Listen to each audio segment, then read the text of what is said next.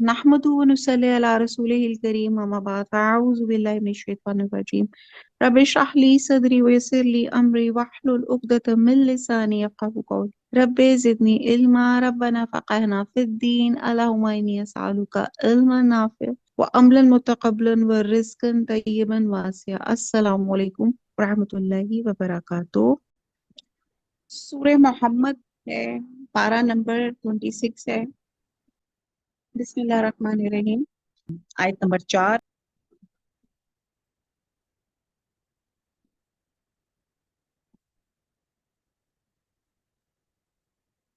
आयत number 4। Pfizer, पस जब, लकीतुम, लकी मुलाकात है, मुकाबला मुराद दिया जा रहा है। मुकाबला करो तुम, अल्लाजीना कफरू, उनसे जिन्होंने कुफर किया। फजरबा, पस जरब मारो, पस मारो। अर्रिकाब, रिकाब कहते हैं, अंडरलाइन कर लें, गर्दन को। हत्ता, यहाँ तक के, इजा, जब, असखनतुमुहुम, ये एक नया लफ्ज है, ये है असखनतुम। इसका मतलब होता है तुम उनको खूब कत्ल कर चुके। ठीक है जी, इस खान से लफ्ज निकला है। और जब तुम खूब कत्ल कर लो इनको, फशद्दू, शद्दू, तुम मजबूत बांधो। शीन दाल दाल, फिर मजबूती से करो। फशद्दुल वसाक, वसाक, ये भी एक नया वर्ड है। इसका मतलब है बंधन, बंदिश, या मुराद है कैद। इम्मा, फिर यहाँ मन्नम, मन्नम। अब मन यहाँ पे एहसान रखने को कहा जा रहा है। बादू, बाद इसके, व इम्मा, और या फिदान, फिदान ये मुराद है फिदिया। या फिदिया होता है अवज लेके छोड़ देना। हत्ता, यहाँ तक के, तदा अल हरबू, तदा रख दे, हरब लड़ाई। औजारा, औजारा उर्दू में भी औजार हथियार, हाँ उसके या अपने। जालिका ये, वलऊ, और अगर, ये शाउल्लाहु, चाहता अल्लाह, लन तसरा, लन तसरा, जरूर इंतकाम लेता, जरूर बदला लेता। मिनहुम, उनसे, वलाकिन, और लेकिन, ली यबलुआ, ताकि बलऊ, आजमा ले, बादकुम बी बादिन, तुम्हारे एक दूसरे से। वल्लजीना, और जो लोग कुतिलू, मारे गए, फी सबीलिल्लाहि, अल्लाह की राह में, फलन, हरगिज नहीं, युजिल्ला, जाया करेगा, आमालहुम, उनके आमाल। बा मुहावरा, आयत नंबर 4, सूरह मोहम्मद। जब तुम काफिरों से भिड़ जाओ तो उनकी गर्दनें उड़ा दो, यहाँ तक कि जब वो इनको खूब कत्ल कर चुको तो जो जिंदा पकड़े जाएं इनको मजबूती से कैद कर लो। फिर इसके बाद यहाँ पे एहसान रखकर छोड़ देना चाहिए, या कुछ माल लेके, यहाँ तक कि फ्री के मुकाबिल लड़ाई के हथियार हाथ से रख दे। ये हुक्म याद रखो, और अल्लाह चाहता तो और तरह इनसे इंतकाम ले लेता, लेकिन उसने चाहा कि तुम्हारी आजमाइश एक को दूसरे से लड़वा के करे। और जो लोग अल्लाह की राह में मारे गए, इनके अमलों को हरगिज जाया नहीं करेगा। आयत नंबर 4 से लेके 6 तक जो आयात है, ये पहले 1 से लेके 3 तक दो करेक्टर्स थे। अब 4 से लेके जो 6 आयात है, ये आयात जंग का हुक्म आ जाने के बाद और जंग शुरू होने से पहले, यानी कि जंगे बदर से पहले नाजिल हुई है।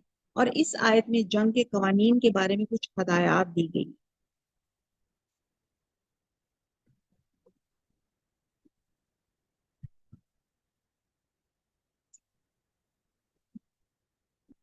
और इससे ये मालूम होता है कि इस सूरत के नज़ूल से पेशतर मुसलमानों को जंग करने की इजाजत तो मिल चुकी थी, मगर कोई अभी मार्का पेश नहीं आया था। और मुसलमानों को जंग की इजाजत के सिलसिले में जो पहली आयत नाज़िल हुई थी वो सूरह हज की आयत नंबर 39 है। और फिर इस सिलसिले में सूरह बकरा की आयत नंबर 190 से 193 तक है। اور یہ ہدایات حسب ذیل ہے. نمبر 1 جو ہدایات دی جا رہی ہیں کہ جب مار کا پیش آئے تو پورے جوش و خروش اور جرت ایمانی سے ڈٹ کر کافروں کا مقابلہ کرو. اور رسول صلی اللہ علیہ وسلم نے فرمایا کہ لوگوں دشمن سے بھیڑنے کی آرزو مت کرو، اللہ سے عافیت مانگو، لیکن اگر بھیڑ جاؤ تو پھر ثابت قدم رہو اور جان لو کہ بحشت تلواروں کے سائے تلے ہے. یہ بخاری کی اوتھینٹک حدیث کا مطلب ہے. تو یہاں پہ پہلی بات جو سمجھ آتی ہے کہ دشمن کی طاقت کو اچھی طرح کچلنے کے بعد دس از امپورٹینٹ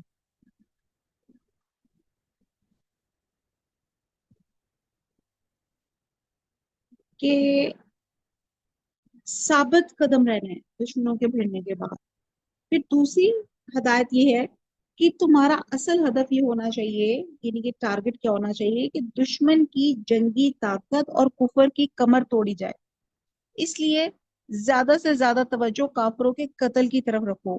ہاں جب لڑائی کا زور ٹوٹ جائے، دشمن ہتھیار رکھ دے، تو اس وقت ان کے بچے کچھ آدمیوں کو قید کرو، اس سے پہلے قید نہ کرنے لگ جاؤ.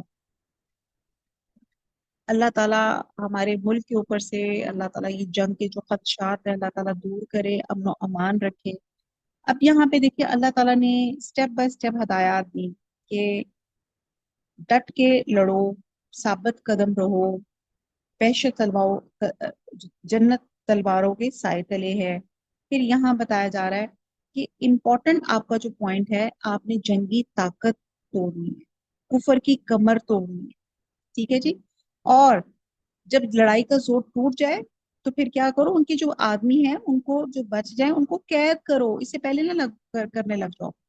پھر نمبر تیسری جو ہدایت دی جا رہی ہے، جو قیدی تمہارے ہاتھ لگ جائیں ان سے متعلق 2 صورتوں میں سے ایک صورت اختیار کی جائے. نمبر 1، یا تو انہیں احسان رکھ کر، اب یہاں پہ جو ہم نے لفظ پڑھا تھا یہاں پہ منم، یا تو انہیں احسان رکھ کر چھوڑ دیا جائے یا ان کا فدیہ لے لیا جائے.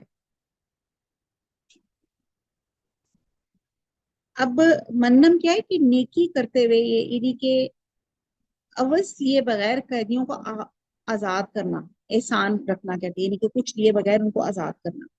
اور فدیہ کیا ہوتا ہے کہ وہ چیز جو جان کے بدلے دی جاتی ہے اس کو ہم فدیہ کہتے ہیں، جس کو ہم چھڑوائی کہتے ہیں، یعنی کہ عوض لے کے قیدی کو چھوڑنا. تو یہ 2 آپشنز ہیں آپ کے، یہاں تو احسان کر کے چھوڑ دو تو یہاں ان کا فدیہ لے لو. اس سے معلوم ہوا کہ قیدیوں کو قتل کرنا عام قاعدہ نہیں، تاہم قتل کی ممانعت بھی نہیں کی گئی، جس سے معلوم ہوتا ہے کہ کفر کے قیدیوں کو قتل بھی کیا جا سکتا ہے. اور جن کا جرم صرف یہ ہو کہ وہ جنگ میں شامل ہوئے، بلکہ ان کے اور بھی سخت سخت قسم کے جرائم ہوں جن کی وجہ سے وہ قتل کے مستحق ہوتے ہیں، تو یا ان کو کیا جا سکتا ہے. چنانچہ فتح مکہ کے بعد قیدیوں کے عفو عام کے باوجود 4 شخصوں کے متعلق حضور صلی اللہ علیہ وسلم نے حکم دیا کہ انہیں قتل کر دیا جائے. جنگ بنو قریظہ کے بعد محصور یہود نے حضرت سعد بن معاذ کو ثالث تسلیم کرتے ہوئے ہتھیار ڈالے، تو حضرت سعد رضی اللہ تعالیٰ عنہ نے ان کے حق میں یہ فیصلہ دیا کہ ان کے نوجوانوں کو قتل کر دیا جائے، بچوں اور عورتوں کو لونڈی غلام بنا دیا جائے اور ان کے اموال کو مجاہدین میں تقسیم کر دیا جائے. حضور صلی اللہ علیہ وسلم نے حضرت سعد کے اس فیصلے کو بالکل درست قرار دیتے ہوئے فرمایا کہ ان کا یہ فیصلہ آسمان والے پروردگار کے فیصلے کے مطابق ہے.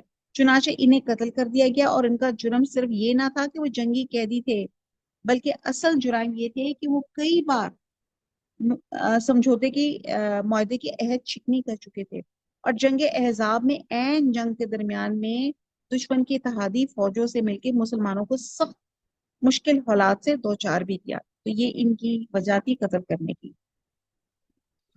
اور اساری بدر، یعنی کہ جو بدر کے جو قیدی تھے ان کے متعلق آپ صلی اللہ علیہ وسلم نے صحابہ سے مشورہ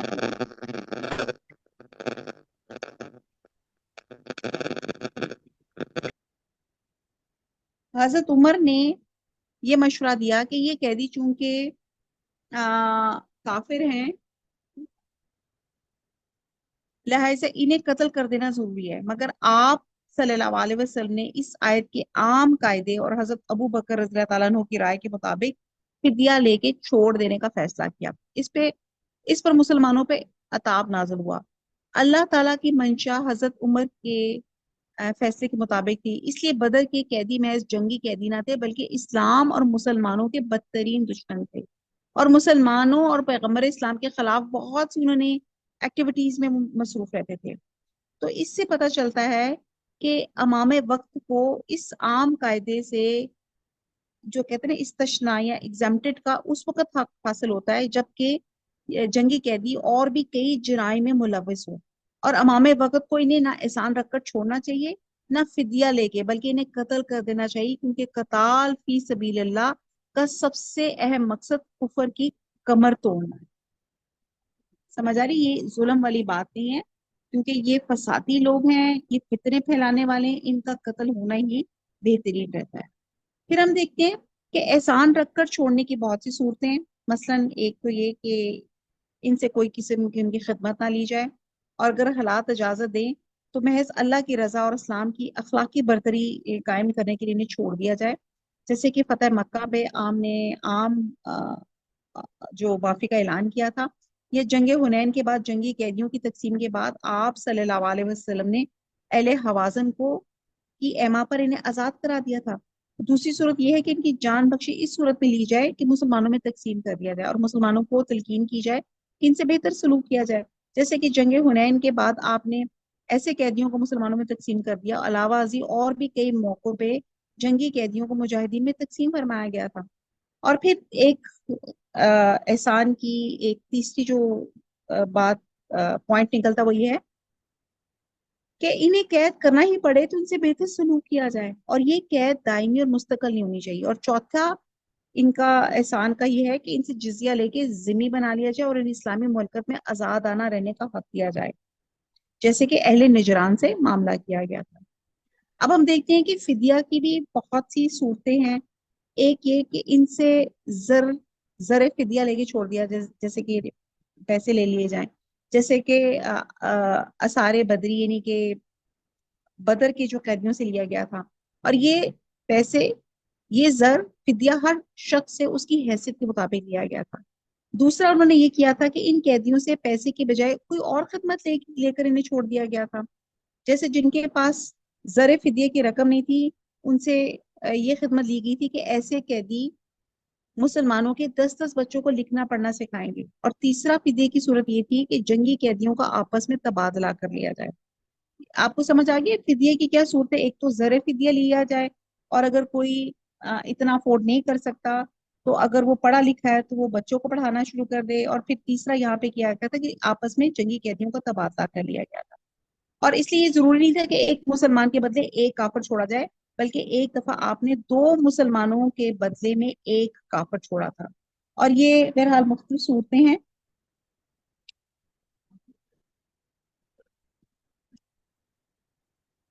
अल्लाह के लिए तो बड़ा आसान था कि अल्लाह ताला बातिल परस्तों या इस्लाम दुश्मनों पे बिजली की कड़क या जलजला भेज के या सैलाब या सुनामी छोड़कर इन्हें तबाह और बर्बाद कर दे, जैसे कि अल्लाह सुब्हाना ताला पहली सरकश अक़वाम पे अजाब भेज चुके होते हैं, भेज चुके हुए हैं। तो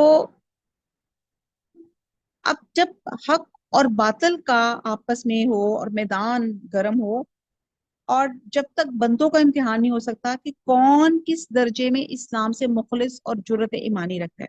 अब ये जो जहाद हुए हैं, ये जो जंगे हुई हैं, इसमें ये एक ये भी टेस्ट था कि खरा और खोटा जो है ना निखर के सामने आ जाए। ठीक है जी।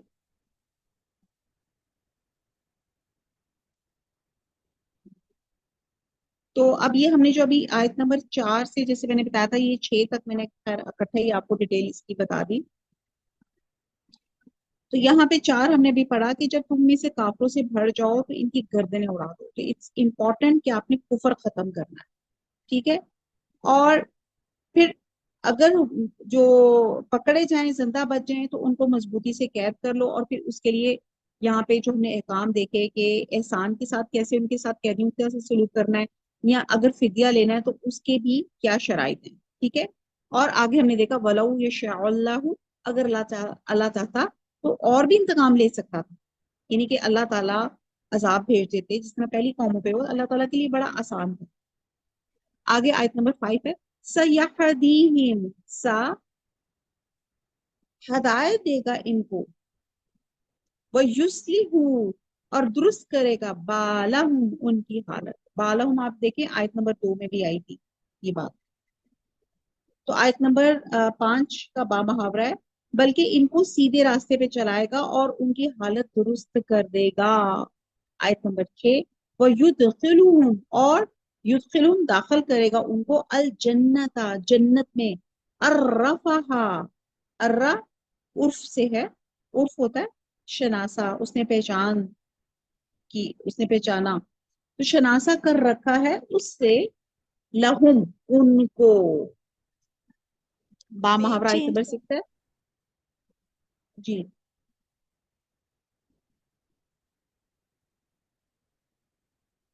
और उनको बहशत ने जिनसे उनको शनासा कर रखा है दाखिल करेगा।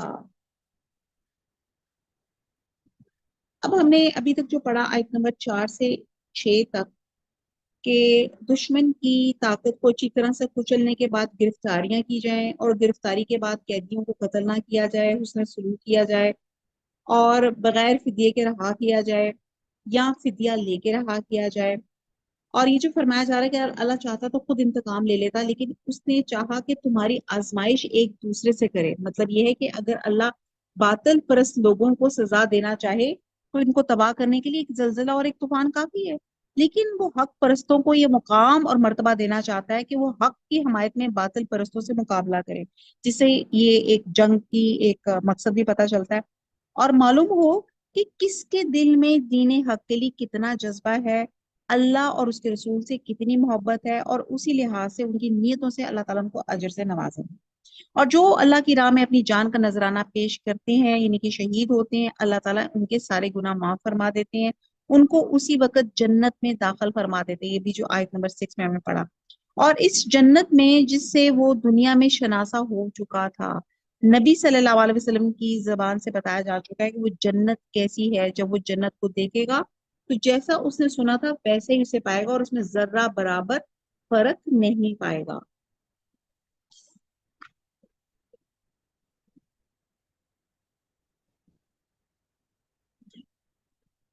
तो जो लोग अल्लाह की राह में शहीद होते हैं, उसका सिर्फ यही फायदा नहीं कि वो कौमी जिंदगी का सबब बनते हैं, बल्कि खुद उनकी जात को भी फायदा होता है। हाँ, वो दुनियावी लिहाज से बज़ाहिर कामयाब नजर ना आते हो, मसलन ये कि अल्लाह इनको सही रास्ते की रहनुमाई फरमाते हैं, इनकी सरगर्मियों को जाया नहीं करते।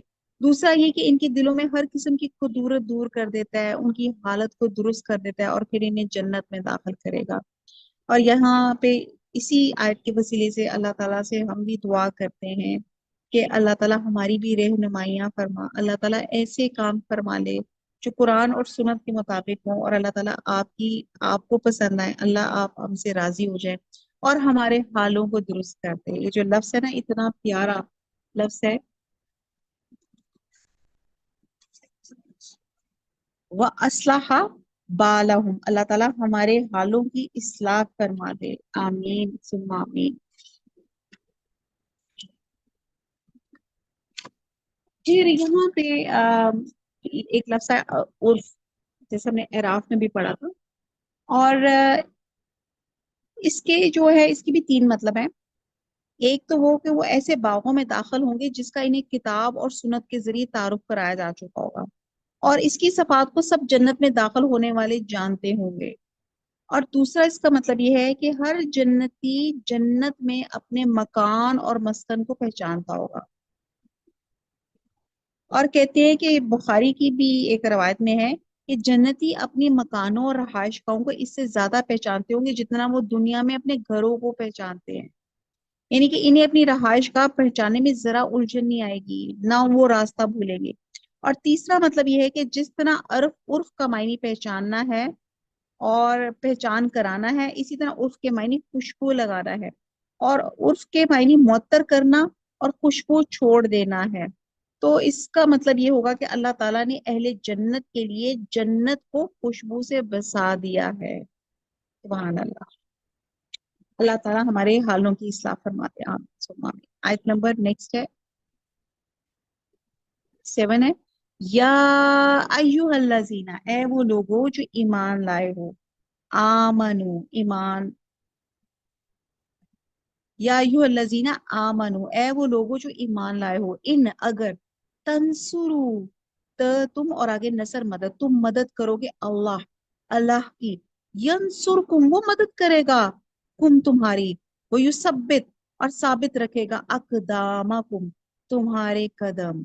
बा मुहावरा आयत नंबर 7 है कि अहले ईमान अगर तुम अल्लाह की मदद करोगे तो वो भी तुम्हारी मदद करेगा और तुमको साबित कदम रखेगा। अल्लाह की मदद क्या है?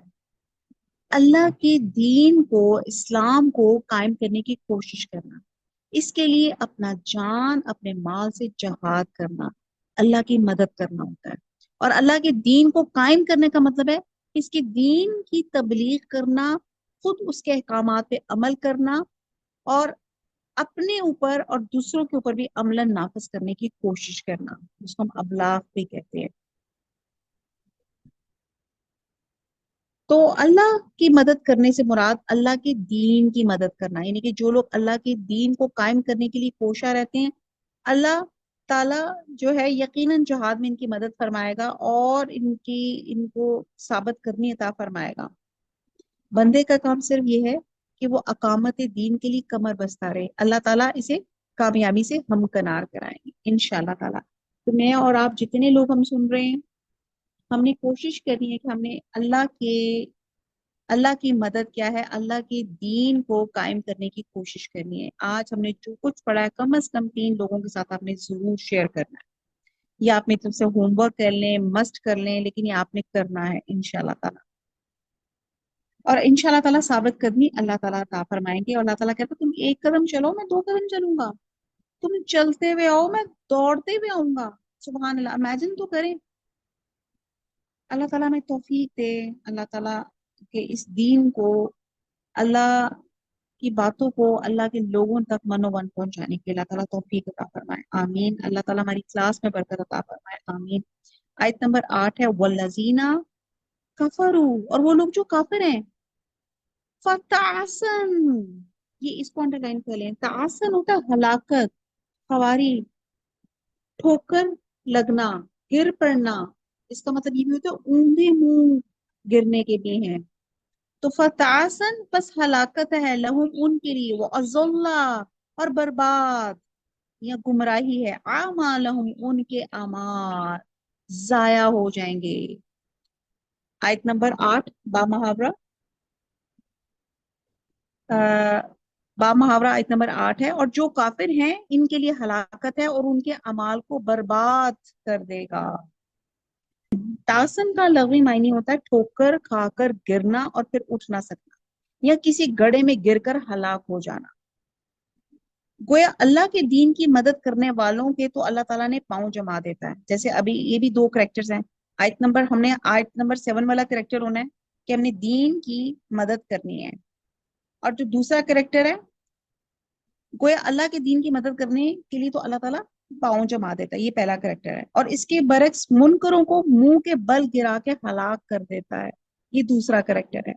मोमनों की तो मदद की जाती है, जबकि काफरों के सब किए कराए पे पानी फेर दिया जाता है। आयत नंबर 9, जालिका, ये, भी अन्नहुम, ये इसलिए कि वो करिहू, करिहू कराहत से है, नापसंद किया उन्होंने, माँ जो अनजल अल्लाहु, नाजिल किया अल्लाह ताला ने, फअहबता आमालहुम, हबता होता है जाया करना, आमालहुम उनके अमाल। तो अल्लाह ताला फरमा रहे, आयत नंबर 8 में भी कहा था वो अज़ल्ला आमालहुम, और यहाँ पे कहा गया फअहबता आमालहुम, बा मुहावरा आयत नंबर 9, ये इसलिए कि अल्लाह ने जो चीज नाजिल फरमाई उन्होंने इसको नापसंद किया, तो अल्लाह ने इनके अमाल अकारत कर दिए, अल्लाह ने उनके माल जाया कर दिए। यही बात हमने बिल्कुल शुरू में पढ़ी थी जब हम ये 2 करैक्टर्स की बात कर रहे थे। अगर ईमान ना होगा तो जितना भी कोई नेक अमल करेगा तो वो जाया हो जाएगा। उनको उन्होंने ये बात नापसंद की थी जो अल्लाह ने उतारी गई थी, तो अल्लाह ताला ने कहा फिर उनके अमाल जाया हो गए। आयत नंबर 10, आफलम, क्या पस नहीं, यसीरू फिल अर्द, यसीरू सैर की उन्होंने, फिल अर्द जमीन में, फयंजुरू बस वो देखते, कैफा काना कैसा था हुआ, आकिबातु आकबत अंजाम, अल्लजीना उन लोगों का, من قبلہم جو ان سے پہلے تھے، دمر اللہ تباہی ڈال دی اللہ تعالیٰ نے، علیہم ان پر، وللکافرین اور کافروں کے لیے، امثالہ امثالہا ان کی مانت، یعنی کہ ایسی مثالیں ہیں۔ آیت نمبر 10 با محاورہ، کیا انہوں نے ملک میں سیر نہیں کی تاکہ وہ دیکھتے کہ جو لوگ ان سے پہلے تھے ان کا انجام کیسا ہوا؟ اللہ نے ان پہ تباہی ڈال دی اور اسی طرح کا عذاب ان کافروں کو ہوگا۔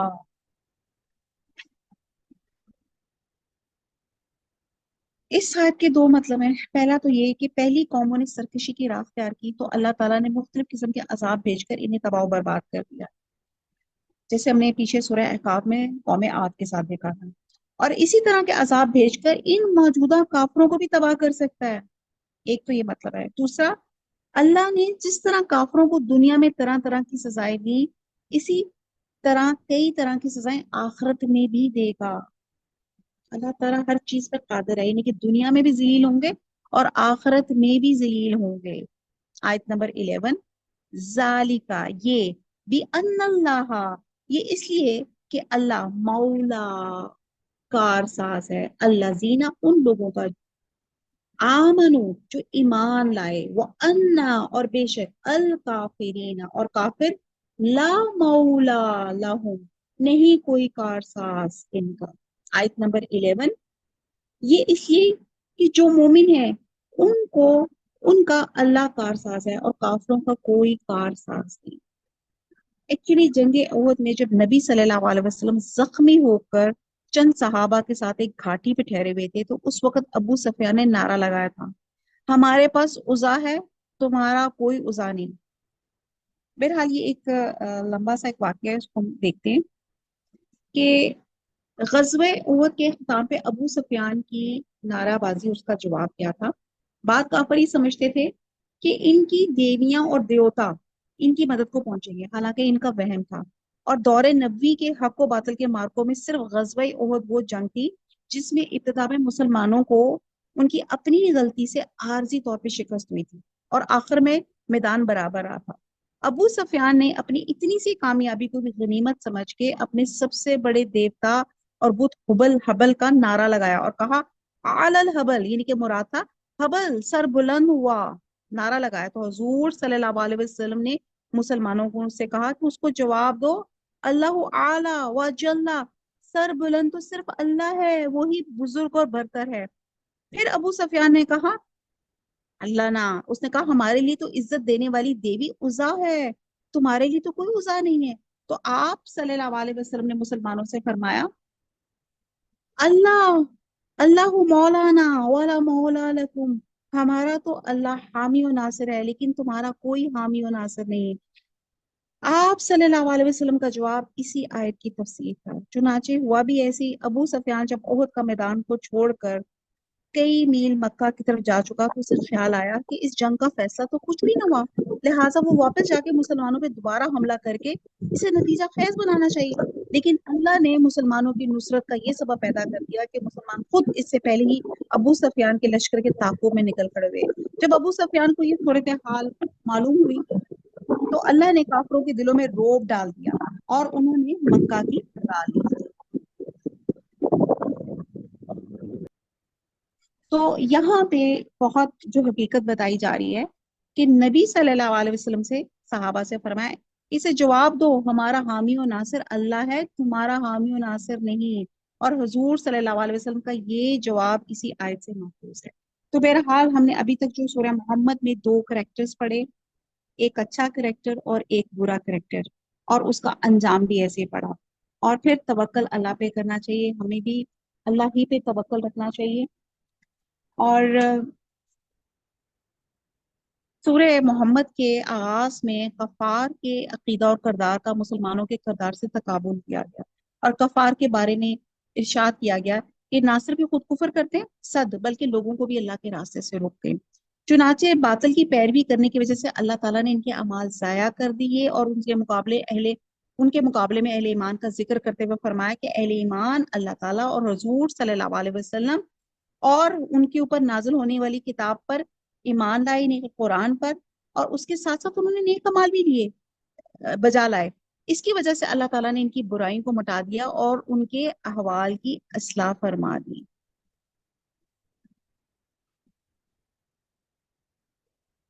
بہرحال انشاءاللہ تعالیٰ کی اللہ تعالیٰ سے یہی دعا مانگ کے ٹاسک کو ختم کرتے ہیں،